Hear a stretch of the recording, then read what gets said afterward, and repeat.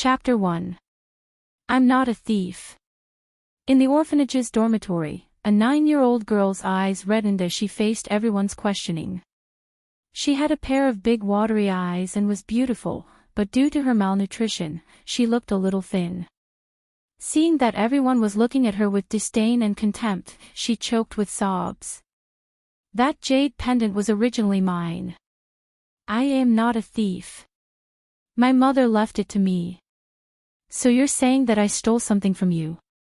Standing in front of her was a girl around her age. She tilted her head and glared at her coldly, then smiled innocently. Compared to her, this girl had a sweet appearance and an arrogant expression. She was like a high and mighty little princess who was doted on by everyone.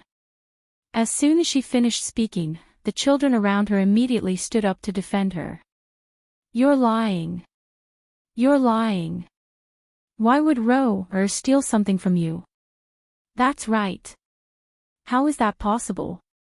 How could Ro or be a thief? You're the one who stole something from her.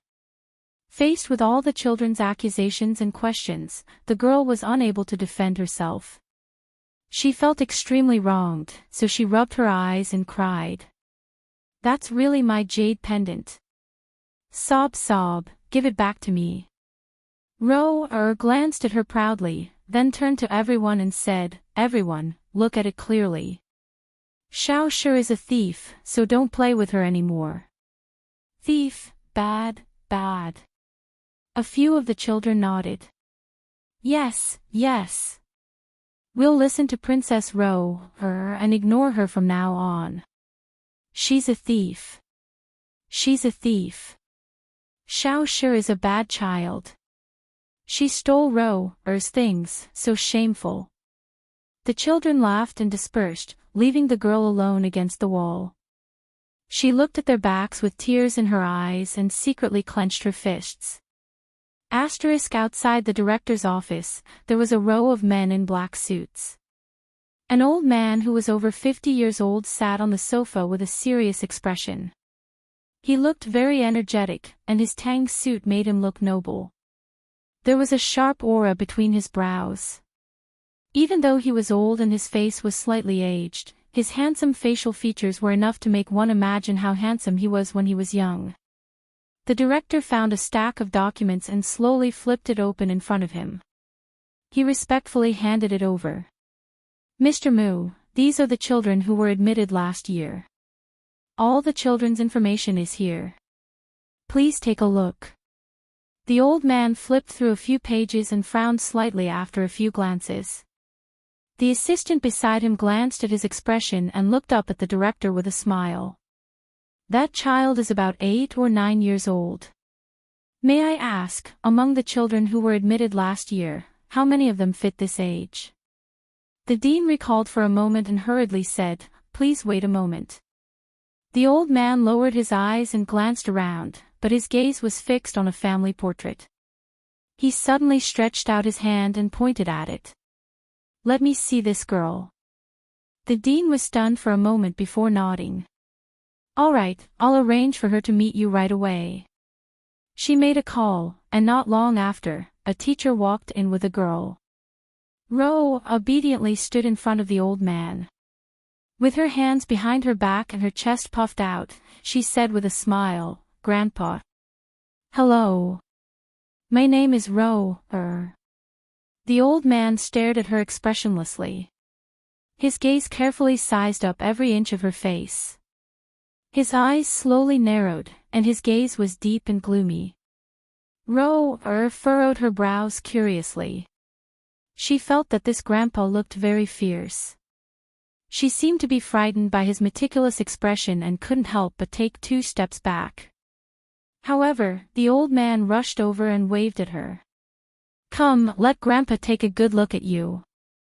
Okay. Ro hesitantly took 2 steps forward. The old man gently held her shoulders and looked at her carefully.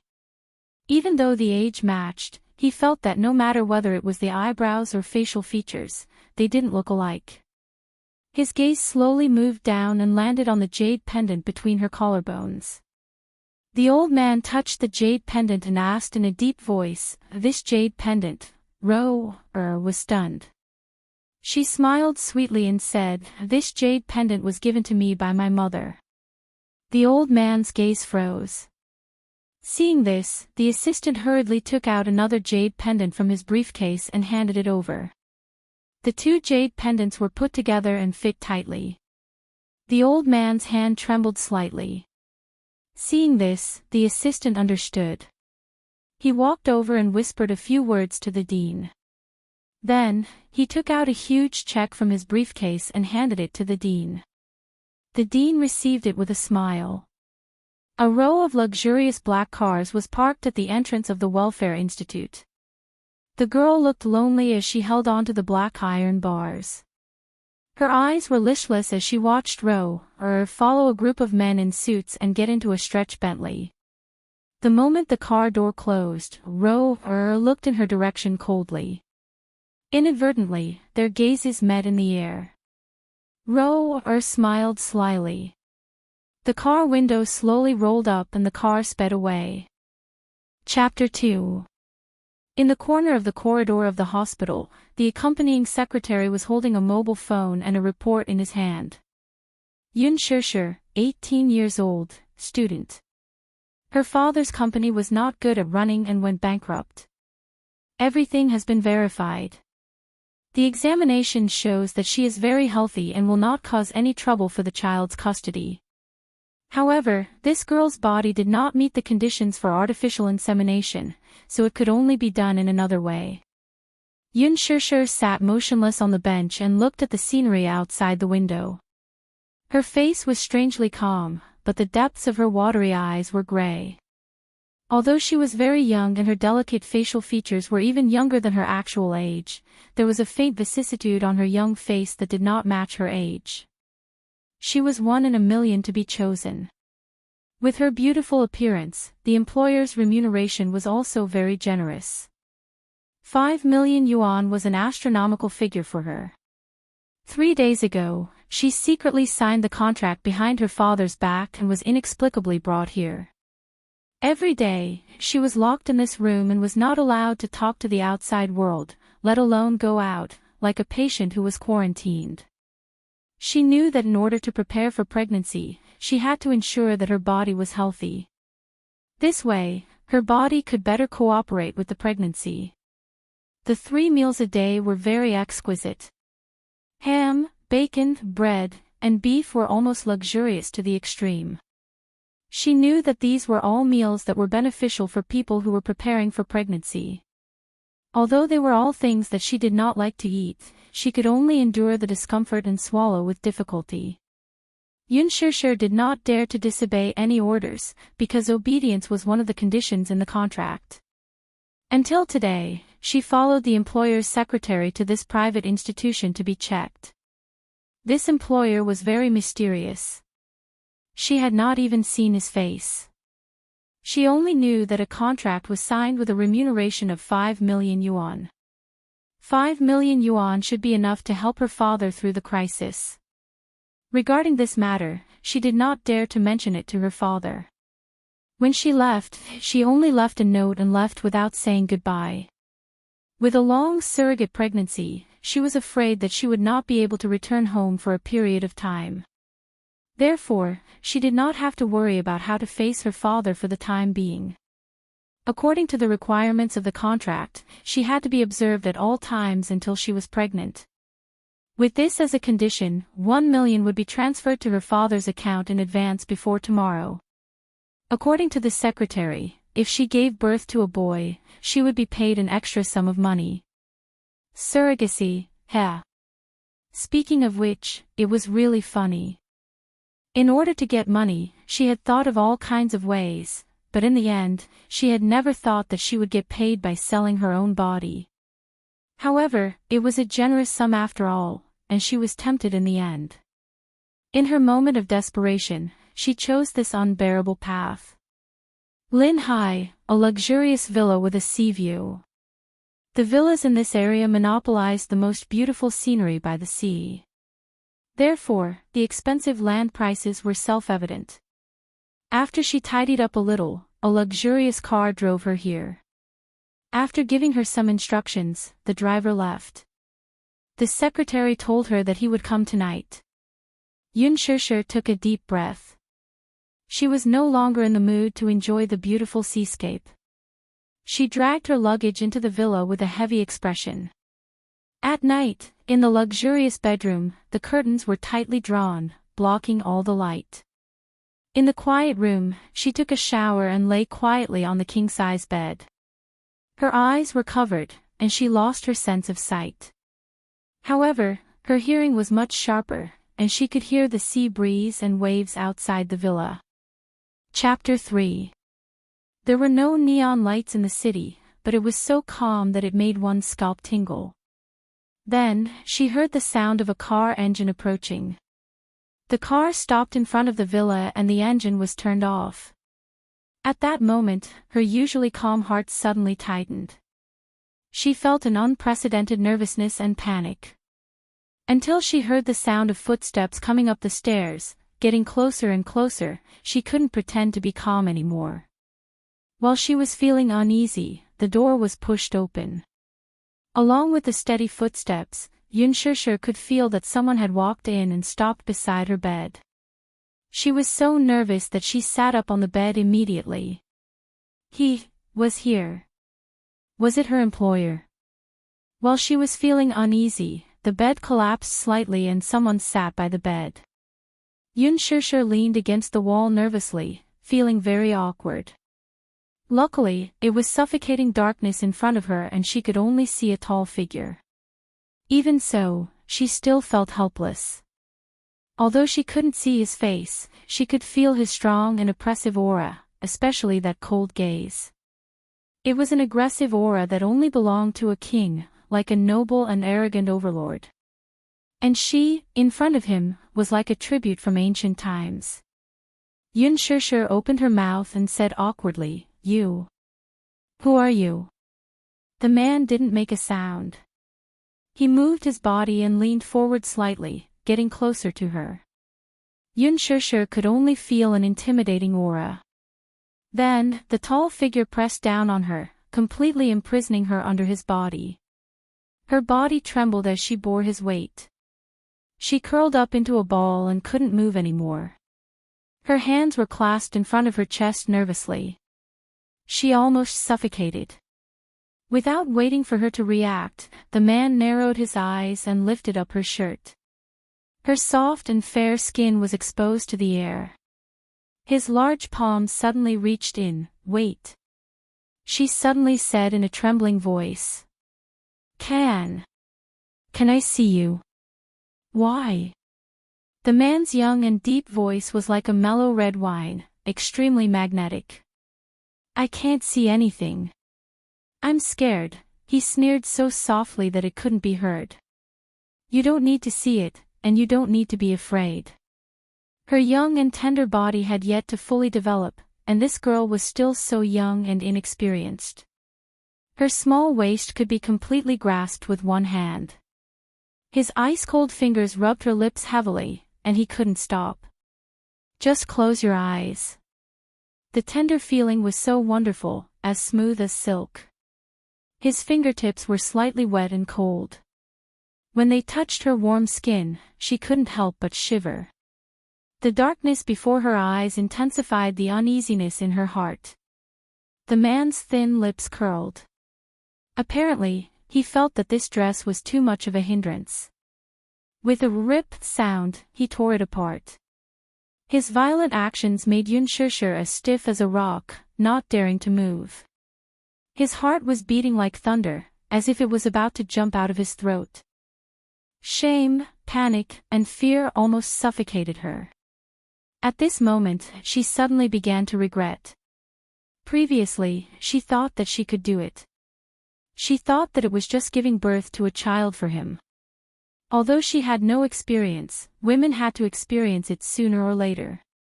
However, facing this strange and domineering man in front of her, she no longer had the courage she had before. She was terrified to the extreme. Chapter 4. He lowered his head and ignored her uneasiness and fear. His thin lips brushed across her collarbone, causing her to tremble. She was even more sensitive to his aggression. Yun Shishir's breathing quickened. She instinctively reached out and grabbed his large palm, trying to stop him from violating her. The man seemed to have read her mind and easily tied her hands up and raised them above her head. She was shocked. Her heart kept making useless resistance. She was so scared that her entire body was trembling, but she couldn't reject him. Yun Shishir shrunk her shoulders and tried to avoid him. However, she didn't know that the unintentional friction made the man's body even hotter. The man sucked in a breath of cold air with a hiss and almost lost control. This girl was really too alluring, and he almost couldn't control himself. Yun Shishir's heart trembled from this overly intimate action. Her shoulders shivered and she instinctively pushed him away. "Don't," the man acted as if he didn't hear her and ignored her small resistance. Yun Shishir gasped and subconsciously struggled. Her small hands kept pushing the man's chest, but her wrists were suddenly held tightly by him. Not allowing her to resist, the man removed his last bit of cover and realized what was going to happen next. Yun Shishir was a little out of breath and didn't want his touch. Her body sank and she wanted to hide in a world that he couldn't enter. His domineering attitude seemed to have frightened her. Don't. Wuxia was extremely unhappy with her resistance. He slowly looked up and pinched her chin. Looking down, he used the hazy moonlight to look at her shy and helpless little face and asked coldly, "Why? You don't want to?" Yun Shishir was stunned and pursed her lips. The man narrowed his eyes and his fingertips cruelly twisted her lips. "Woman, do you know what you're supposed to do here?" Her face suddenly froze and her body kept trembling. She didn't know if it was because of the pain or because she was afraid of his coldness. After a long silence, her voice was almost hoarse and broken. I know, then, do you need me to teach you what to do?" He raised his sword-like eyebrows and said in a cold voice. Yun Shishir bit her lips hard. Her eyes turned sour and she felt a line of moisture flowing into her mouth. Her mouth was full of bitterness. She knew that this was just a routine. There was no emotional connection between them. This relationship was only built on the level of a contract. There was nothing else mixed in. However, this humiliation was something that she could not bear no matter what. Wuxia coldly curled his lips. He did not intend to give her any time to adapt. He grabbed her hands and raised them above her head. The corners of his mouth curled up almost cruelly. "Open your mouth." The expression on Yun Shishir's face became numb little by little. She then closed her eyes in despair, hugged his shoulders with difficulty, and buried her face in his neck. At that moment, she knew that she had stepped into the abyss of sin. The man was satisfied with her submission and suddenly sank into. The feeling of breaking through that barrier was so clear. Yun Shishir gritted her teeth and endured it. Her voice was as hoarse as a hiss. She gasped. Amidst the excruciating pain, her body tensed up and stiffened like a rock. She couldn't move anymore. An excruciating pain that she had never felt before seemed to be tearing her apart. At that moment, her vision turned black and she almost fainted from the pain. Chapter 5. He had no time to care about her pain and wanted her unscrupulously. To him, this was just a matter of love. No man liked to waste time on this, let alone with a woman who had no feelings for him. Protective feelings for the fairer sex. He was her employer and had given her a considerable amount of remuneration.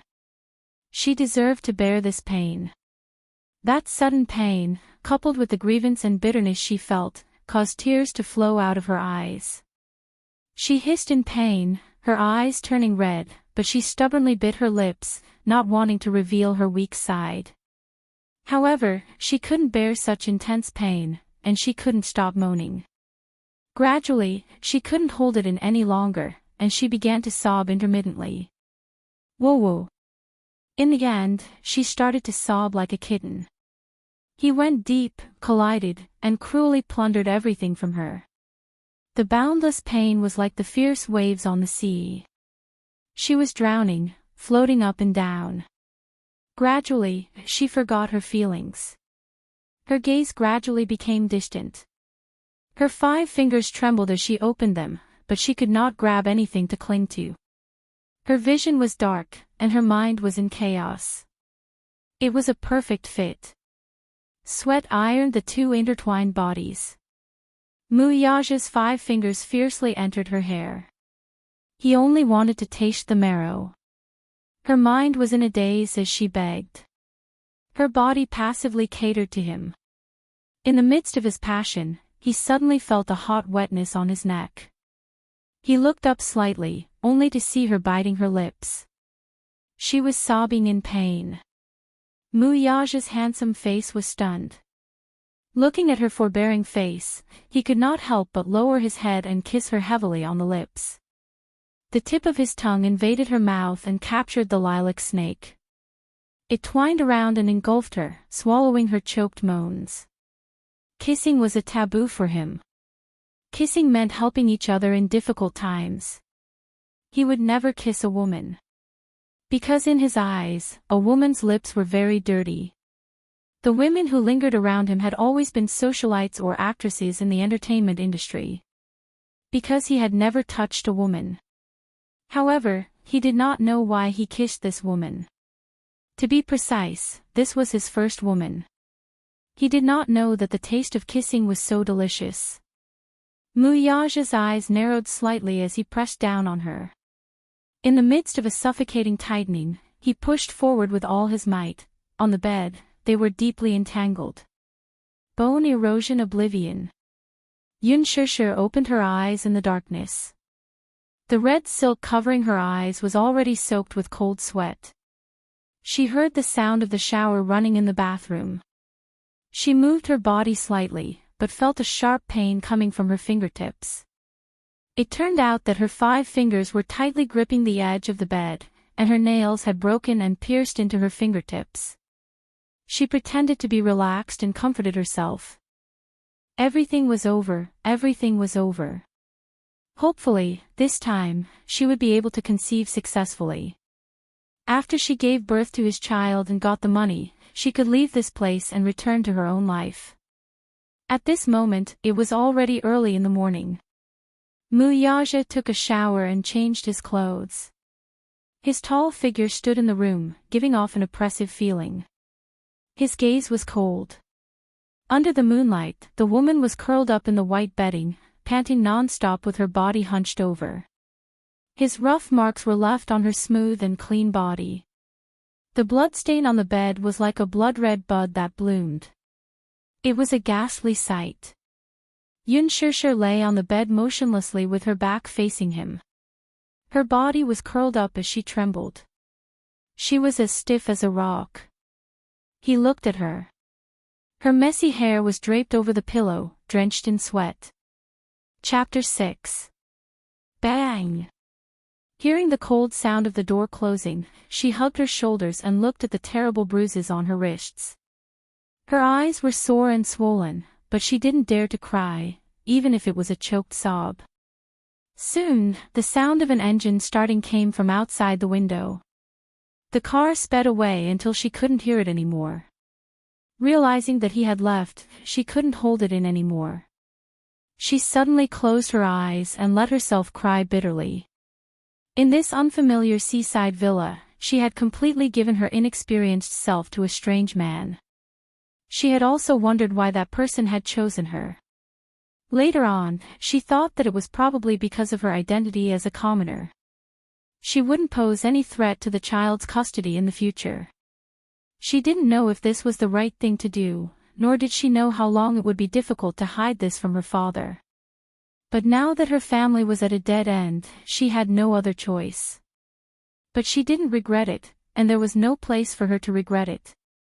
For a person who had difficulty making ends meet, dignity was too extravagant. This was her only way out now. Moreover, as the family's adopted daughter, her father had been very good to her these past few years and treated her like his own. Although her adoptive mother and sister didn't like her, she had never lacked food and clothing in life. She was already deeply grateful for this. Now that the financial crisis and her family was in danger, this kindness had to be repaid no matter what. She didn't want to think too much about other things for the time being. Wuxia wouldn't know that this night would leave an indelible scar in her life. He also didn't know how this woman would interact with him in the future. Dawned, the first rays of the morning sun. Yunshisher slowly sat up and slowly took off the red silk on her face. She wrapped the snow-white quilt tightly around her body and walked to the window to open the curtains. However, the sunlight couldn't shine into her heart. Outside the door, there were hurried footsteps. The door was pushed open. Yunshisher was shocked. She turned around and saw a dignified and gorgeous woman walk in and approach her with an angry face. Behind her was the secretary who had signed the surrogacy contract with her. Her head was lowered as she walked to the side. The woman walked in front of her and stood still. She arrogantly looked her up and down, but her face was full of disgust. When her gaze fell on the kiss mark on her body, her gaze froze. Yunshisher nervously wrapped the quilt around her body, but she couldn't hide the traces of love on her neck. The woman's eyes were filled with a mix of green and red, and her eyes stung as she spat out fiercely, "You're that surrogate girl." Yunshisher gulped. "Yes, and you are, Pa." What she got in response was a ruthless slap. "Shameless bitch. You. What right do you have? What right do you have?" The woman grabbed her hair in exasperation, her face pale. "Don't think that just because you gave birth to his child, you can rely on your son's status. I'm warning you, I'm his legitimate fiancé, and you're just a borrowed child. Don't covet something that doesn't belong to you, understand?" Yunshisher was stunned and said with difficulty, "I signed the contract, and I know the terms clearly. I also know my identity, please." Chapter 7. You'd better get pregnant this time. Don't expect him to lay a finger on you again. The woman spat out those harsh words and left. Yunshisher slumped to the ground, her soul in a daze.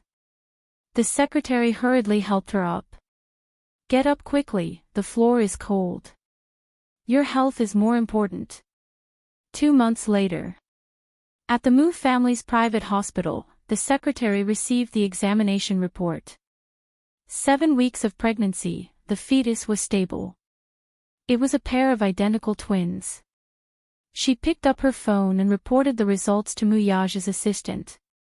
Yunshisher walked out of the consultation room. She didn't care about the results of the examination at all.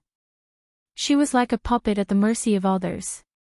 No matter what, she only cared about doing her job and following all their arrangements. She didn't have to worry about anything else. The secretary walked over and smiled at her. "Miss Yun, your condition is very stable now. Don't be too nervous. You don't have to worry about anything else. You can stay in the villa and take care of the fetus for the next few months. If you have any requests, just let me know." Yunshisher looked up and said softly, "I want to see my father." 2 months ago, she left only a note and left without saying goodbye. He must be worried sick now. The secretary was stunned. The CEO has instructed that you can't go out. I just want to see my father. I don't have any other requests.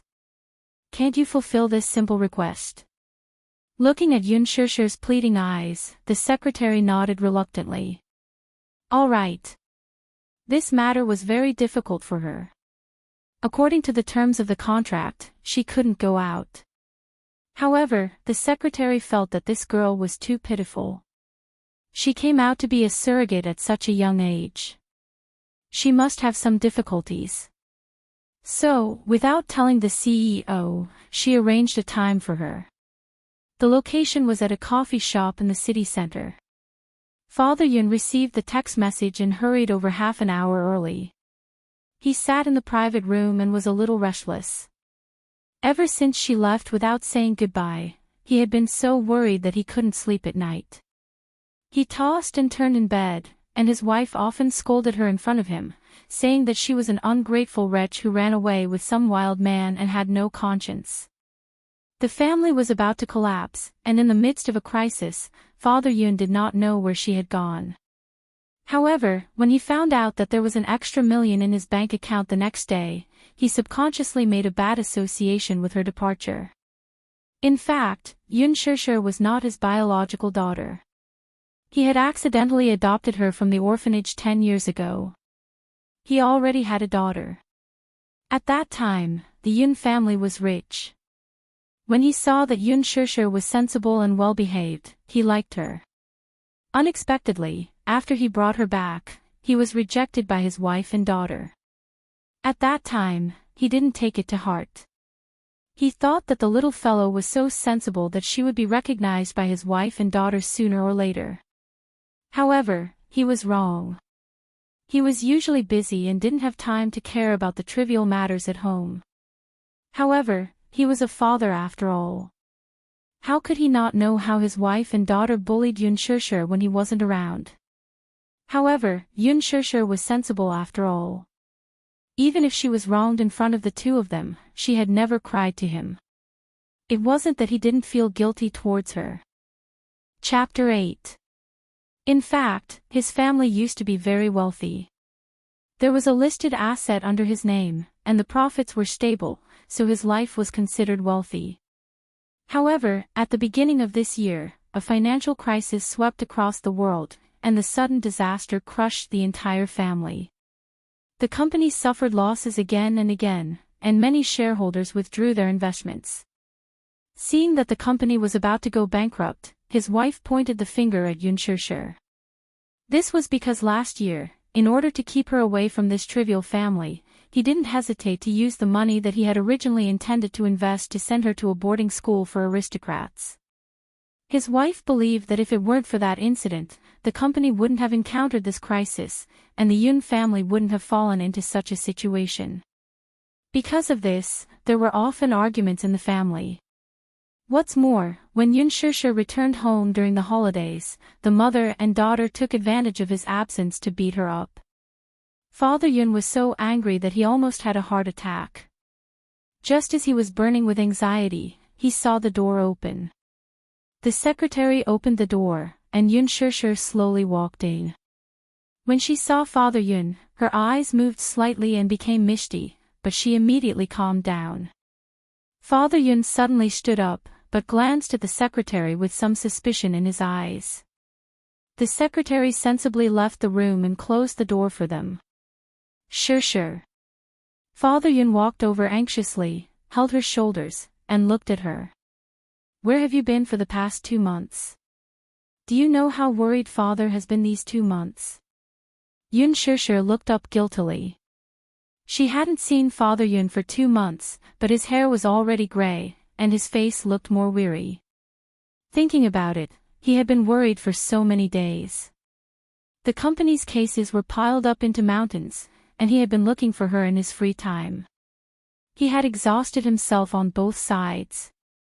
Father, don't worry about me. I'm fine, Yun Shishir said as she helped him sit down. How's the company now? Were you the one who made the money? Father Yun went straight to the point. Yun Shishir was startled and didn't know how to answer. A hint of panic flashed through her eyes, but she quickly hid it. Father Yun tightly covered the back of her hand. Good child, tell me the truth. Don't lie to father. Don't let father worry about you anymore, okay? He suddenly thought of something terrifying. He sat up straight and hurriedly asked, Did you do something stupid? Seeing that her head was lowered and she didn't say anything, he searched her face for any clues, but to no avail. Suddenly, he pointed suspiciously at the door. Who was that woman just now? Yun Shishir was silent for a long time. Her voice was as soft as a mosquito's. I'm a surrogate. The room suddenly fell into a dead silence. Father Yun's pupils contracted as he looked at her in disbelief. You. How could you, Dad? Before she could finish speaking, a slap was heard. Father Yun had suddenly slapped her face to the side. Yun Shishir touched her burning cheeks in a daze. She heard him question her fiercely, "Why did you degrade yourself like this? Surrogacy. Is that something you can do?" She was still so young and in the prime of her life, yet she actually went to be a surrogate. Did she know that doing so would destroy her? Was he such a coward in her eyes as a father? Could he not even protect his daughter well? "I won't touch a single cent of that money. I, Yun Yecheng, have yet to reach such a state." With that, he stood up angrily and left the private room in a huff. Chapter 9. 6 months later. Yun Shishir, accompanied by her secretary, went through the procedures to resume her university studies. On the way there, she suddenly had a severe abdominal pain. After a few months of fear and unforeseen premature labor, she could not be sent to the Mu family's private hospital in time. The secretary hurriedly drove her to the city's maternity hospital and calmly went through the procedures. Yun Shishir lay on the bed with a pale face. She looked up at the incandescent lights that kept flashing. Under the intense pain, she was drenched in cold sweat. After 8 months of pregnancy, she was finally free. The secretary sent her to the delivery room and kept encouraging her. "Miss Yun. Don't be afraid, both you and your child will be safe. I'll wait for your good news outside the operating room." "Thank you." Yun Shishir was pushed into the delivery room with her eyes closed. The door was tightly shut. The hospital's director was familiar with Yun Yecheng, so when he learned that Yun Shishir was about to give birth, he contacted him. When Yun Yecheng heard the news, he immediately rushed to the hospital and waited anxiously outside the delivery room. 4 hours later, a loud baby cry was heard from the delivery room. "It's a healthy boy." The nurse carried the child into the incubator and sent him to the neonatal ward. Yun Yecheng did not care about the child as he anxiously looked outside the delivery room. The secretary walked to the front of the ward and looked at the child through the window. She turned around and asked, "Where's the other child?"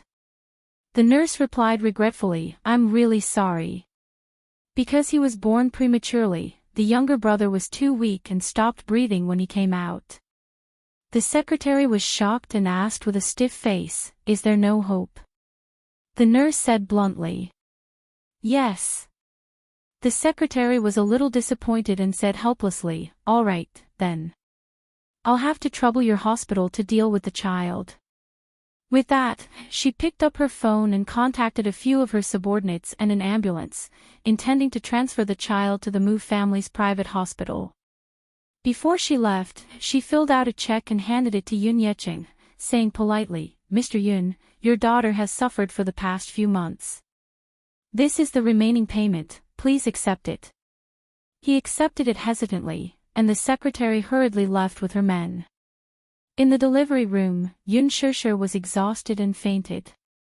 The nurse walked over and was about to pick up and deal with the poor baby boy. However, just as she picked up the little guy, she looked down and was slightly shocked.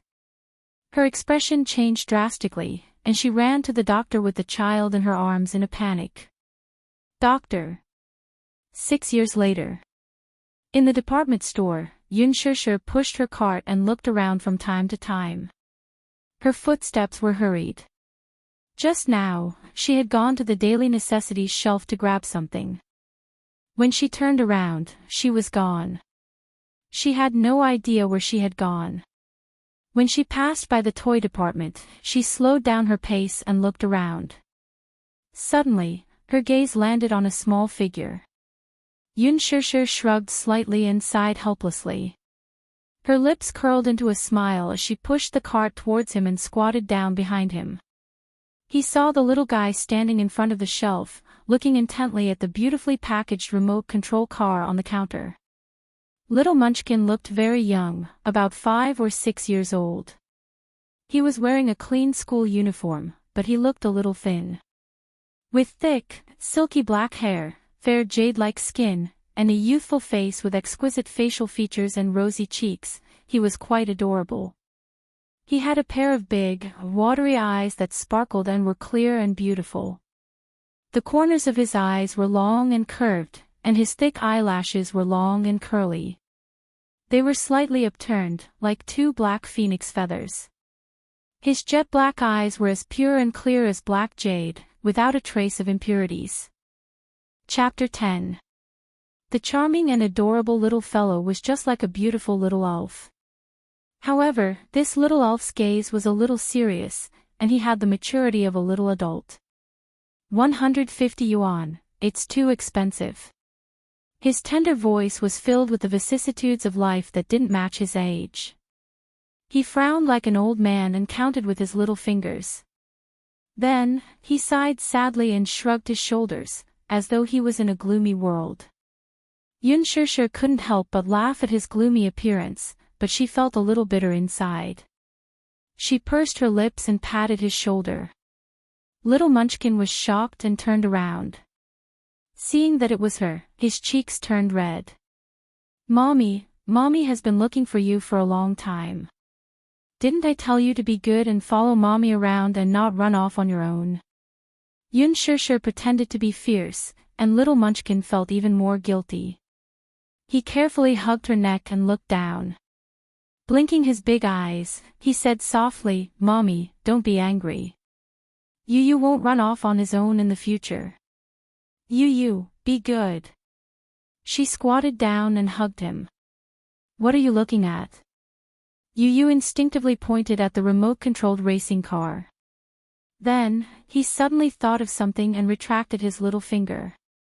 Looking up, he pretended to be nonchalant and said, Mommy, Yu is just looking at it. I don't want it at all. Even though he said that, the little fellow's eyes were still fixed on the exquisitely packaged remote-controlled racing car. His eyes had completely betrayed him. Yun Shishir couldn't help but feel cold. The little fellow was so young, but he didn't mean what he said. He obviously wanted it, but he was just trying to save money for her. That was why he was putting on a brave front. This child was a natural considerate boy. She smiled and patted his little head. Standing up, she walked to the counter and pointed at the remote-controlled racing car. Yu stared at the toy car, then glanced at Yun Shishir. As though he had guessed something, his eyes lit up and his face glowed with excitement. He ran to the counter and looked up at the exquisite packaging in the counter staff's hands, unable to take his eyes off it. The counter staff brought the racing car to the counter and swiped the label. Little Munchkin held onto the counter and ran over, standing on his tiptoes with a satisfied look on his face. Yun Shishir followed behind him. Seeing his bright smile, she couldn't help but be moved. If she couldn't even fulfill her child's small wish, she really wasn't a good mother. All these years, she owed this child too much. Chapter 11. After a round of emergency treatment, he was finally saved. However, this child's body was too weak. He had been sick since he was young, and he did not have a father. Hence, she doted on him to the bone. She wanted to give him more care and to let him understand that without a father, he would only receive more love and not less. Hence, she named him Yun Tianyu. While thanking the heavens for protecting him, she also hoped that he could grow up healthily. As for him, her father helped her keep the matter of him a secret. At that time, the hospital's director was on good terms with him and had secretly tampered with the records for her. Hence, that man did not know about it, and Yu could stay by her side and not be taken away by that man. If that man knew of Yu's existence, she did not dare to imagine how hopeless it would be to lose Yu. After that, she went back to university to continue her studies. Her father's company couldn't hold on in the end, so he filed bankruptcy procedures with the court. The man kept his promise. After giving birth to a child for him, he paid her a considerable sum of money. It was even more than what was stated in the contract. He was indeed rich and overbearing. This also reduced her burden by quite a bit. With this hefty sum, she more or less paid off her father's debts. After the company collapsed, Yun Yeqing started from scratch. However, he was old and had experienced a low point in his life. With too many concerns around him, he was no longer as high-spirited as before. He no longer dared to work hard and suffered setbacks repeatedly. Her adoptive mother, Li Qin, had lost her wealth and status. She hated marrying a useless old man like Yun Yeqing even more. She was originally a housewife and was forced to do odd jobs to make ends meet. However, she had always been a rich wife. As a result, she developed a crafty character and could not stay at her job for long. When she was disliked outside, she would vent her anger on the mother and son when she returned home. Her sister, Yun Na, had average grades. She did not get into university in the college entrance examination, so she simply enrolled in a vocational school. However, her character had always caused trouble, and there were often some hooligans who came looking for trouble. After graduation, she did not do proper work. She had high standards but little ability. Unable to find a job, she rested at home and spent her days entangled with those hooligans. Now, the whole family was relying on their father's meager income, and they were often restless. They often went to nightclubs and caused a lot of trouble. When Yu was just born, she was breastfeeding. It was the toughest time for her. She couldn't even finish her confinement properly because she skipped a grade and was admitted to a prestigious school. She had a lot of work to do in university, and in her free time, she had to make up for the homework she missed. She was also busy working and raising Yu. Her body almost collapsed under the pressure. After graduating from university, she found a job with a good salary, which improved her family's condition. However, now that her mother and sister were resting at home, she was worried that Yu would be ignored and ostracized by them when she went to work, just like how she had been treated in the Yun family. Back then, when she carried Yu home, Yun Na sneered coldly. She still could not let go of that call of a little b*****. Therefore, after she started working, she moved out of the Yun family with Yu and rented a house for the two of them. Usually, when she went to work, she would send Yu to kindergarten and wait for her at the school gate after school. Chapter 12. When Yu was born, she was breastfeeding, and it was the most difficult time for her. She couldn't even finish her confinement properly because she skipped a grade and was accepted into a prestigious school. Her university studies were heavy, and she had to make up for the homework she missed in her free time. She was also busy working, and she had to raise Yu. Her body almost collapsed. After graduating from university, she found a job with a good salary, and her family's conditions improved. However, now that her mother and sister were resting at home, she was worried that Yu would be treated coldly and ostracized by them when she went to work, just like how she used to be treated in the Yun family. When she carried Yu home, Yun Na sneered coldly.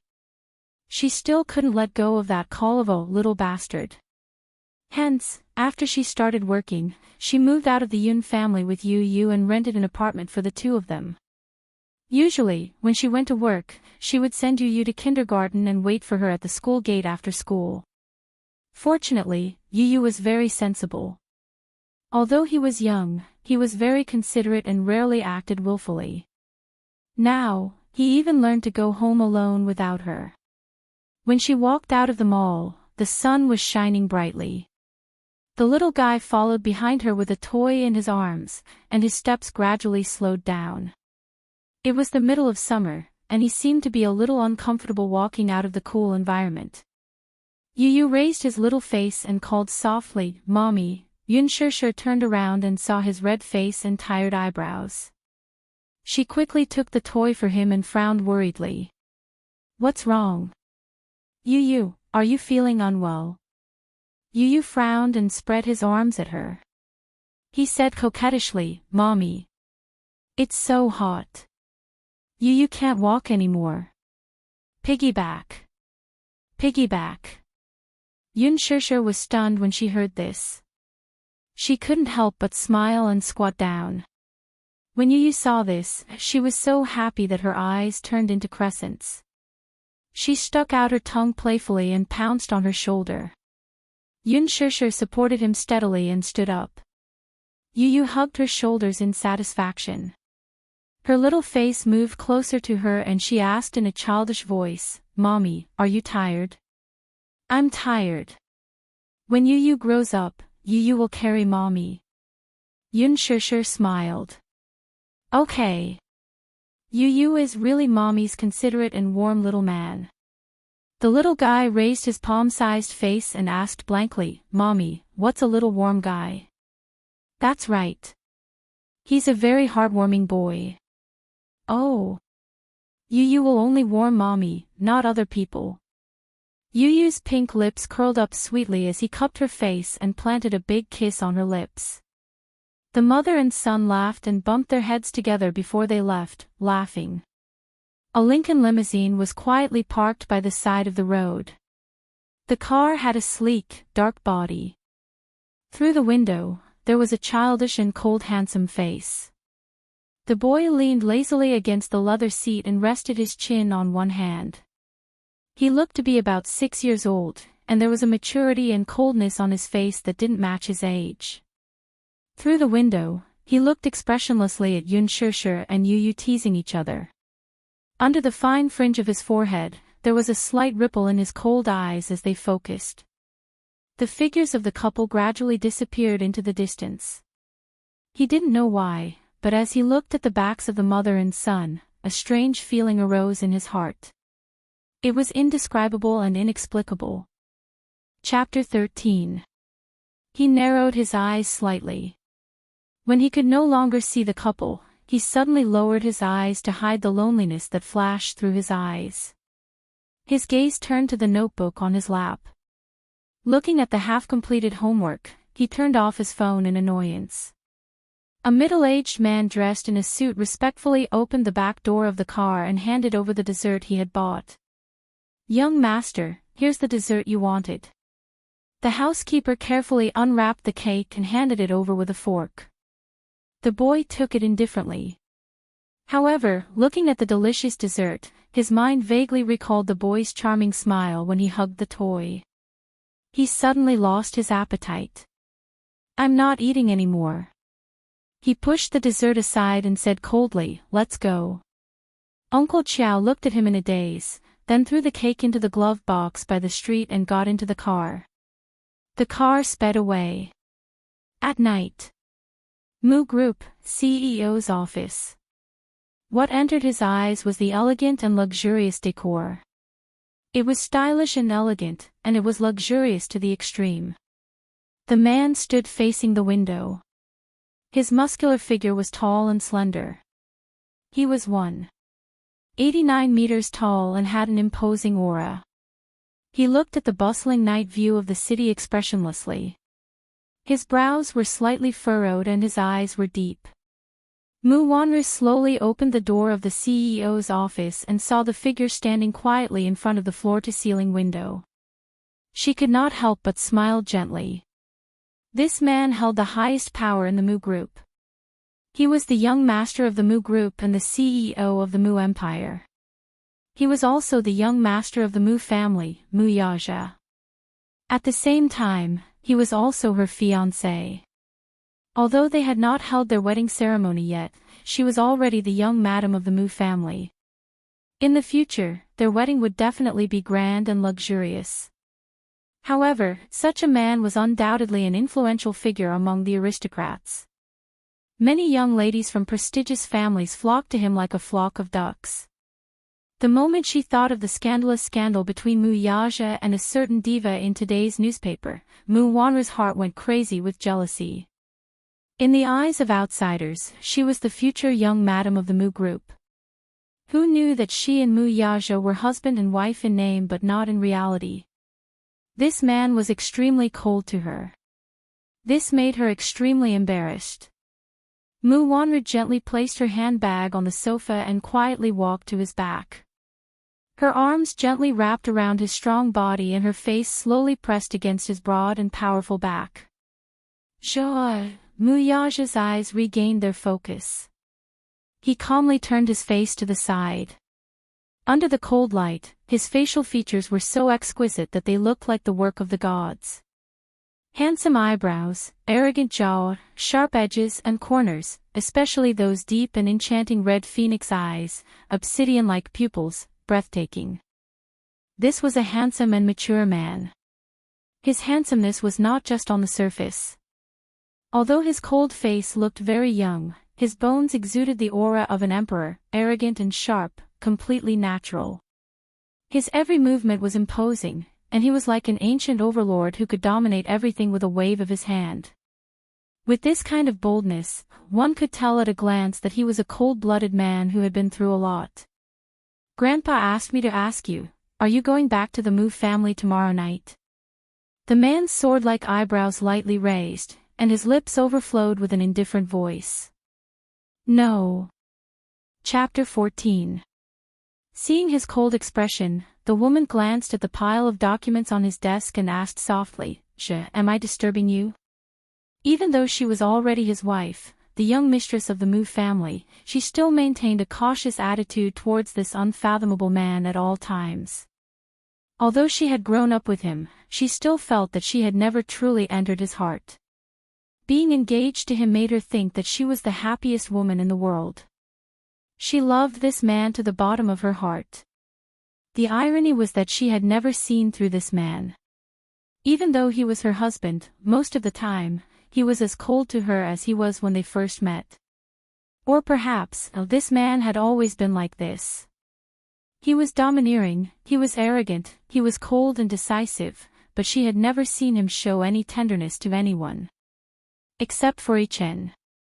Only in front of Ichen would he restrain his usual sharp and cold aura. Muyaja's thin lips curled up slightly, and his cold voice had a hint of gentleness. No. Mu Wanru smiled faintly. She was overjoyed by his small indulgence, and her eyes revealed deep love.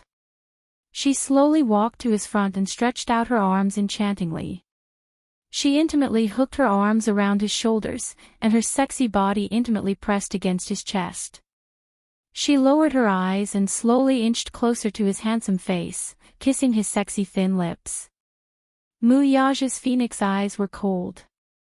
He turned his face away, and her kiss landed on his chin. Mu Wanru's face stiffened.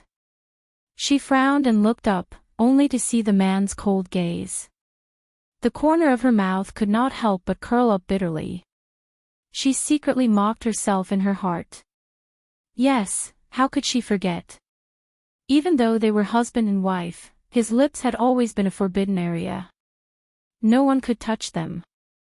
When he was with her, it was like playing a game.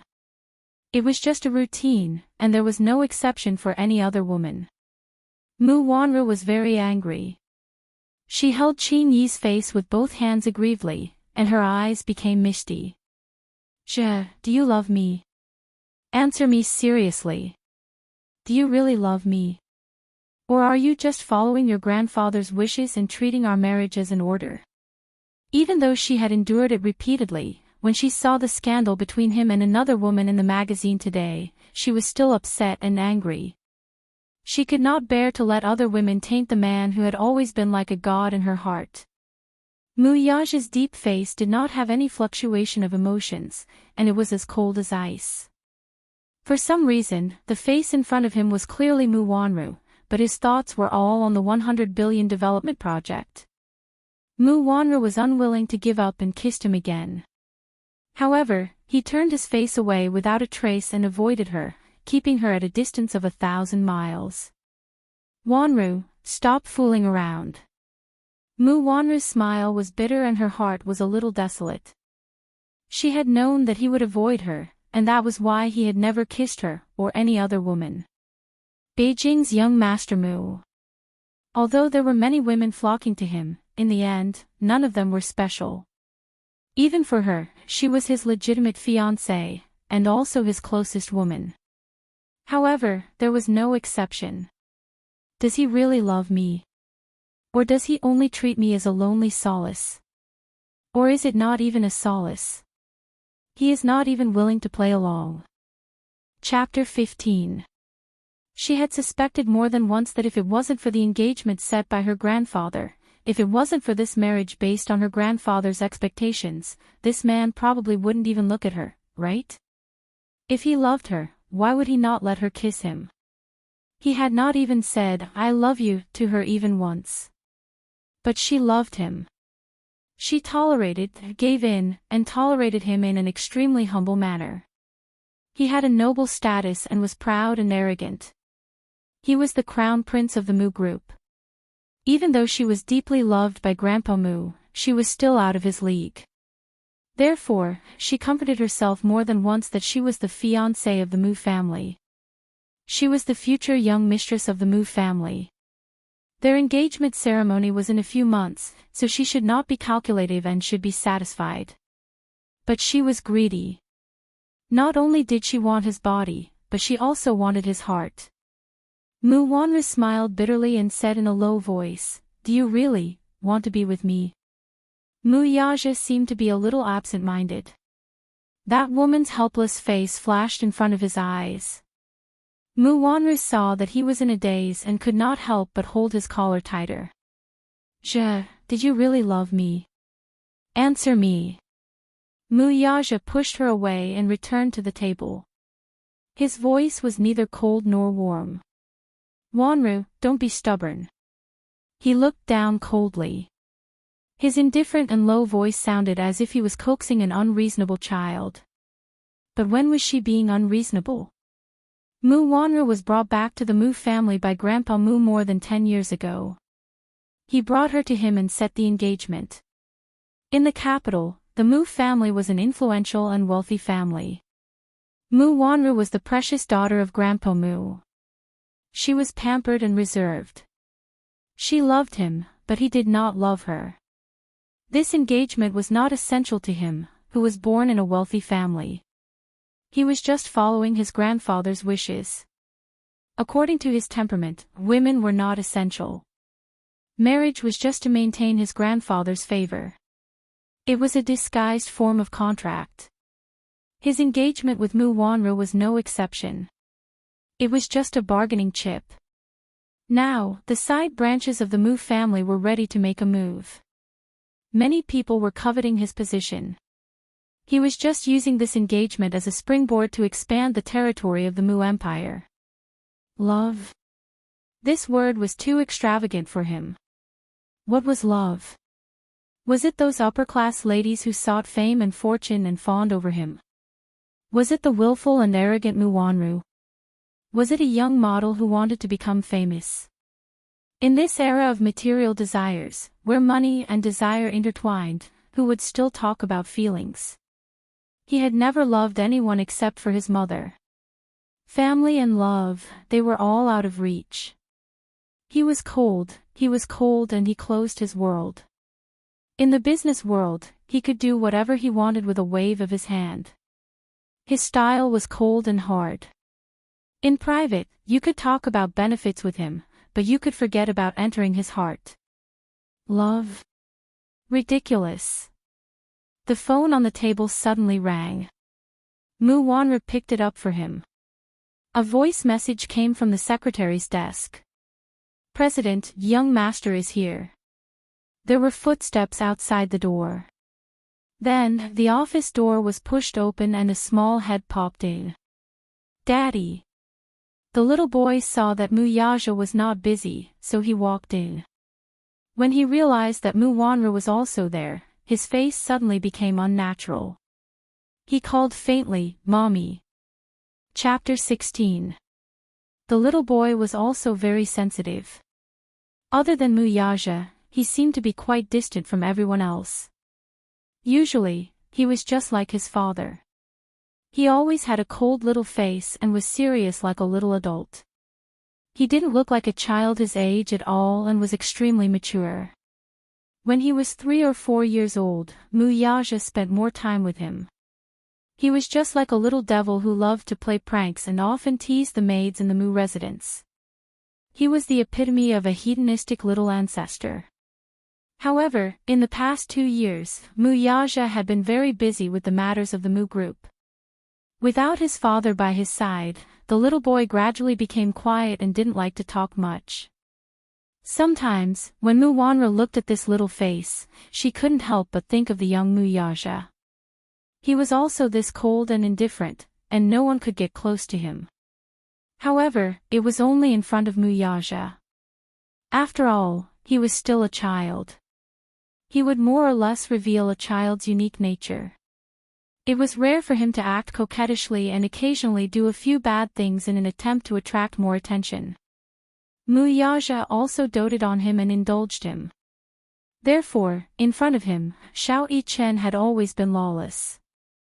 Mu Wanru returned to her senses and smiled as she waved at him. Yichen, come here. Xiao Yichen looked at her. After taking a few steps, he suddenly stopped and looked at his father with obvious reluctance. Mu Yaja turned around. When he saw the little boy, the cold expression on his face eased a little. He sat down on the sofa and gently patted his slender legs with his large palms. When Xiao Yichen saw this, his eyes turned into crescents as he ran over to his side. Mu Yaja's lips curled up as he carried the boy and placed him on his lap. Xiao Yichen had the same facial features as him, but his eyes were handsome and gentle, unlike his coldness. Just like that timid girl 6 years ago. The man frowned slightly. Many nights, that beautiful and refined face would appear in his mind. Beneath him, that face that was sometimes shy, sometimes hesitant, and sometimes sullen. That girl was a stunner. He didn't even have time to savor her before she disappeared from his world. 6 years ago, Xiao Yichen was born very weak due to premature labor. When he found out that the other child was not saved, he felt somewhat regretful. He had always thought that his heart was as stiff as ice. It was only because Grandpa Mu loved children that he fulfilled his long-cherished wish and got a young girl as a surrogate mother. However, he didn't expect only to save one child. He had always felt regretful and guilty. Hence, he doted on little Yichen very much. Under his doting, little Yichen grew up healthily, though he was not close to Mu Wanru. The child was innocent by nature, but he was full of intelligence. Mu Wanru also doted on Xiao Yichen when they were at the Mu residence. She even treated him as her own. However, when she was alone with Mu Yichen, she couldn't hide the jealousy and viciousness in her eyes when she looked at the child. She hated herself for not being able to give birth.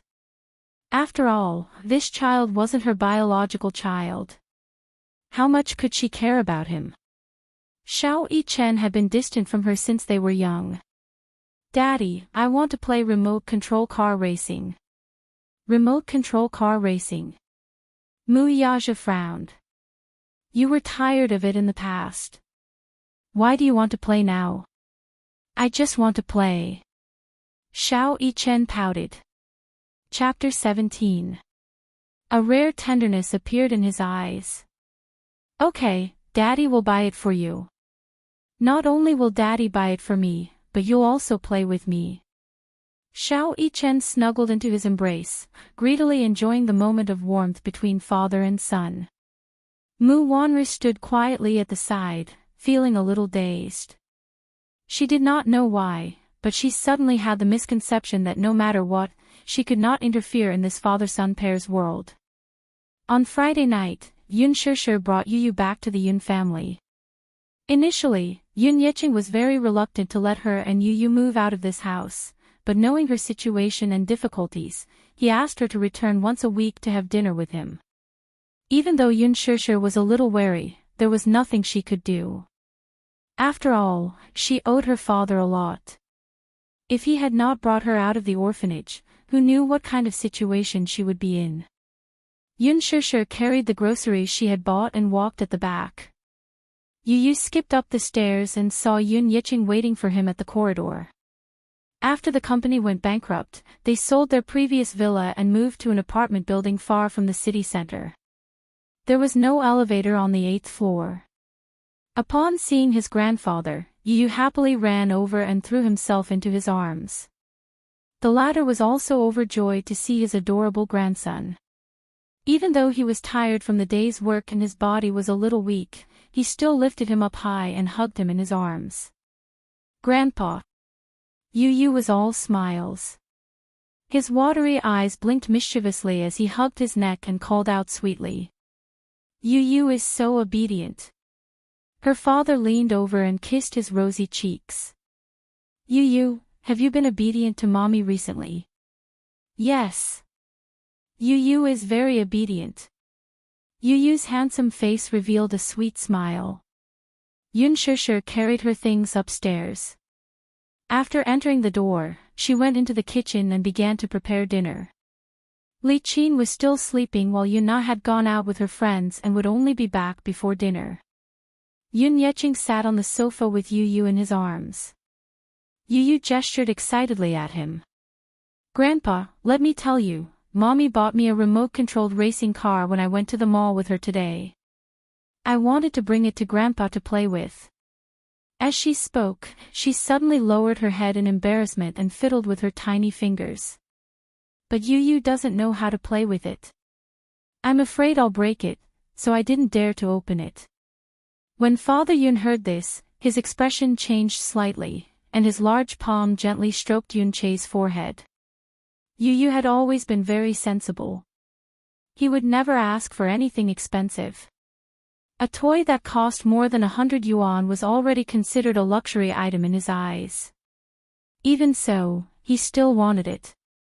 He could still remember the last time he was playing with his friends in the small garden. He saw a father and his son fiddling with a remote-controlled racing car. The father and son were driving the car to their heart's content on the grass. He secretly hid in a corner and watched the scene enviously. He thought that if one day, his father could play with him, how happy would that be? However, he had never seen his daddy before. His mommy had never mentioned him either. He vaguely remembered asking his mommy where his daddy was. The moment he asked that question, he saw his mommy's sad expression. From then on, he did not dare to ask again. Chapter 18. Her father scratched the bridge of his nose and teased, "Next time, Grandpa will help you assemble it for fun." Yu's eyes lit up when she heard that. She nodded with a smile. "And here I was wondering who it was. Turns out it's just 2B asterisk starts." The harsh words suddenly destroyed the warm atmosphere. Yun Yeqing's expression changed as he raised his head with an ugly expression. He saw Li Qin, in her pajamas, appear at the entrance of the living room. She crossed her arms and coldly sized up Yu, who was in her embrace. He raged, "What are you talking about? Yu is your grandson." Yu's shoulders shrunk at the sight of her, but she remembered Yun Shusher's warning not to talk back to Li Qin and Yun Na. She pursed her lips and looked up at her with a smile. "Grandma." Li Qin cast him a sidelong glance and said harshly, "Hey, don't. I don't deserve to acknowledge you as my grandson." Yun Yeqing was furious. "What do you mean by that? What else can I mean?" "I mean it literally. It's your business if you want to acknowledge him, but I'm not. Who dares to acknowledge a B** who has a mother but no father?" Li Qin glanced at her coldly and raised her voice. Intentionally or unintentionally, she looked in the direction of the kitchen and said sarcastically, "She gave birth to a child out of wedlock at such a young age. She became a single mother before she even graduated from university. She doesn't even know who the father of her child is.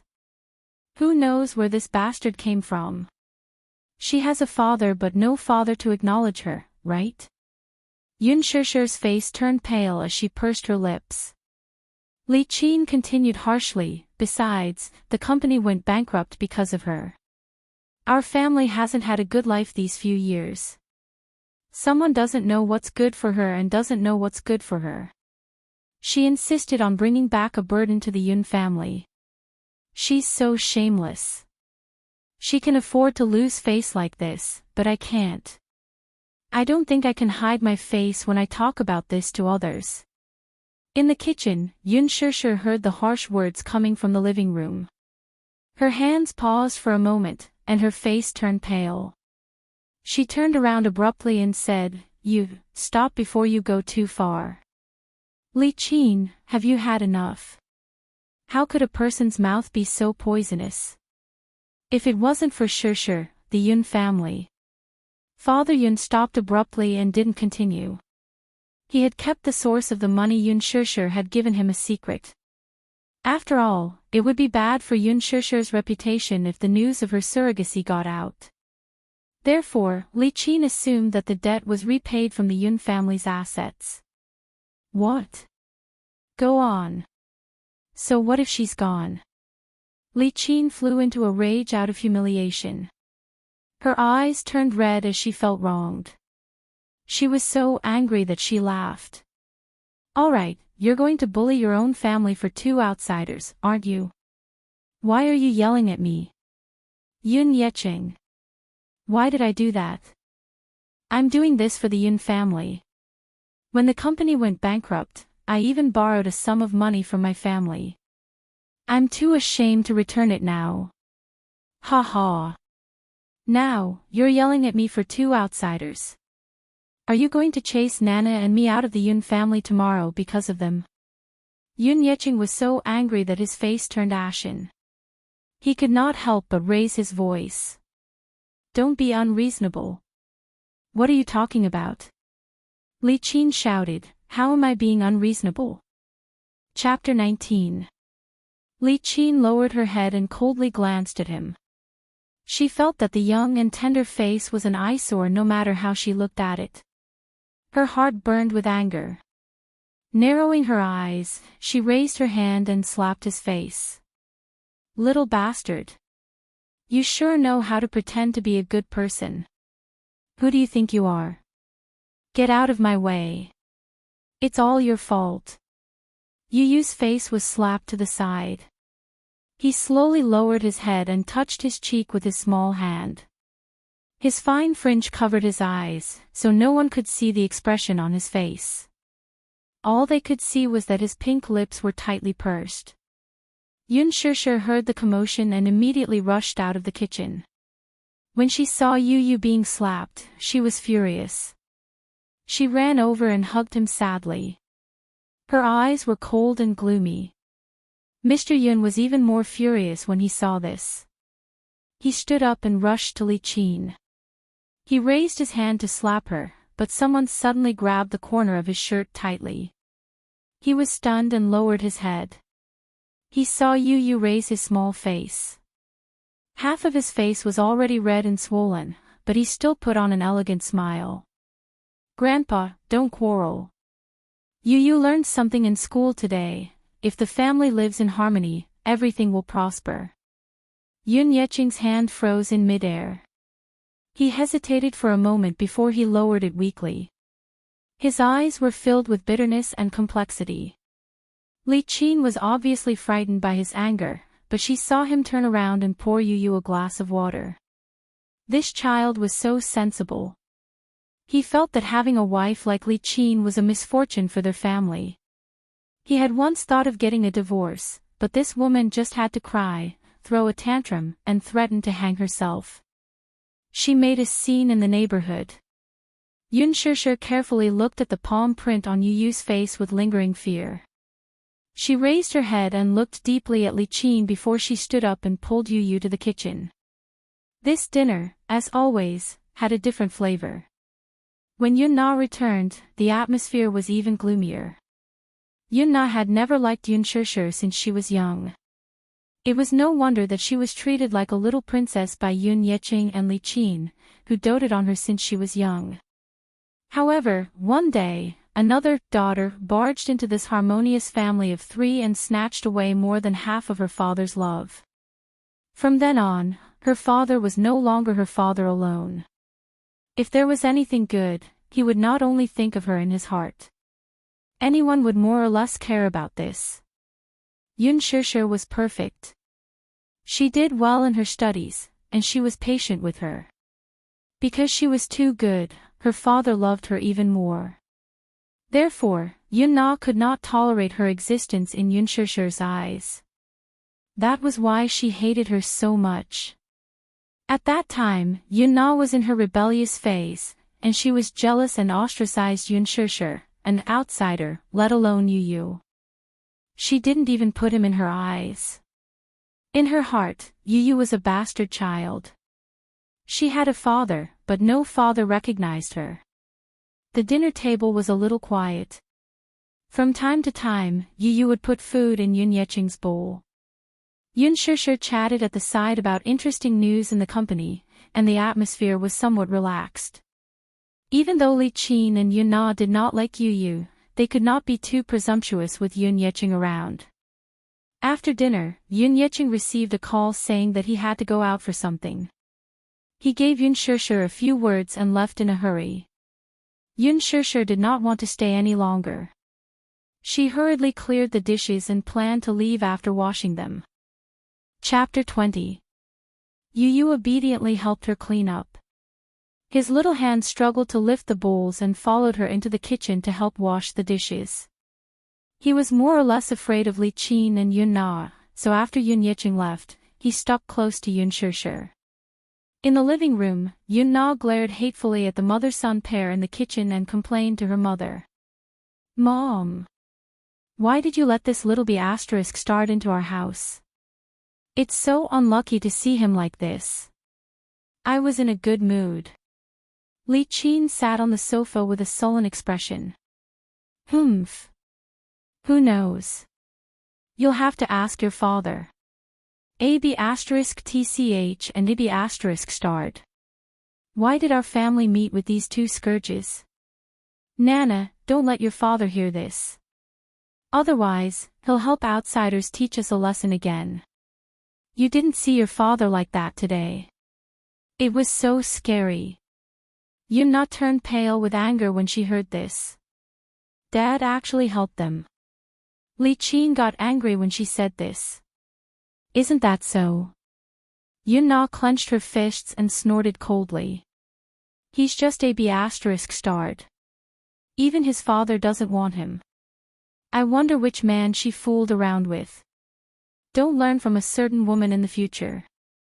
She gave birth to a child out of wedlock at such a young age. If word gets out, it's really embarrassing. Yun Shishir lowered her head and washed the dishes. Her movements were stiff like a machine. Under the dim yellow light, her face was strangely tense. Those unpleasant words could be heard clearly even though they were separated by the door. She couldn't stand it. The mocking in the living room continued. Yun Shishir straightened up abruptly, but a fair and tender hand suddenly pressed down on her arm. Yun Shishir lowered her head in shock and saw Yu leaning on her side. He looked at her with a smile. His pair of lively eyes seemed to see through her complicated thoughts. Mommy, Yu will help you wash. Let's go home early. With that, he stood on his tiptoes and stretched his little hands into the sink with some difficulty. Yun Shishir was stunned for a moment. She pursed her lips and endured the humiliation again. Many times, she couldn't help but want to explode, but she had to endure it. They could target her, but she could listen, endure, and take it. After all, she knew that she owed the Yun family. If it weren't for Father Yun, she wouldn't have had such good living conditions. He was the one who gave her a home, even though this home didn't welcome her. However, no matter how much they ostracized her, their hearts were made of flesh. Yu had never done anything wrong to them. In the end, he was still an innocent child. He was so young, so he shouldn't have to experience the same darkness as her when she was young. If not for Yu's presence, she would have exploded on the spot. However, with Yu by her side, as a mother, she wanted to leave a beautiful childhood in Yu's heart. She would never step into the Yun family again. On the way back, Yu sat in her arms. Yun Shishir buried her face in his shoulder weakly and held his hand tightly. For a moment, she felt a little regretful. Back then, she shouldn't have been so selfish to keep Yu by her side. Perhaps, if she had stayed by that man's side and had a father and a mother, she wouldn't have suffered all these grievances. That family must be very rich. In that family, Yuyu's life must be very happy, right? But she couldn't bear to. After 6 years of relationship, blood was thicker than water. She couldn't bear to part with this cute and sensible child. Chapter 21. Yun Shishir whispered in his ear, "I'm sorry, Yuyu." Yuyu opened his mouth, wanting to say something. He actually wanted to ask if his daddy really did not want him anymore. Did he really not like him, so he abandoned him without a care? Was he really like what the adults said, born with a father but not acknowledged by a father? However, he swallowed the words that were at the tip of his tongue. Yuyu held Yun Shishir's slender fingers and looked up at the night sky outside the window. He said softly, "Mommy, even if Yuyu's daddy doesn't want you, Yuyu still has Mommy. Yuyu loves Mommy, Mommy, don't be sad. It's Daddy's fault for making Mommy sad. You must protect Mommy when you grow up." Yun Shishir looked up and followed his gaze. She let out a long sigh and hugged him tighter. Yu is such a good boy. The Mu residence. In the living room, Mu Yi-chen was sitting on the sofa when he suddenly felt a strange throbbing pain in his heart. It was unbearable. He furrowed his brows slightly and placed his small hand on his chest.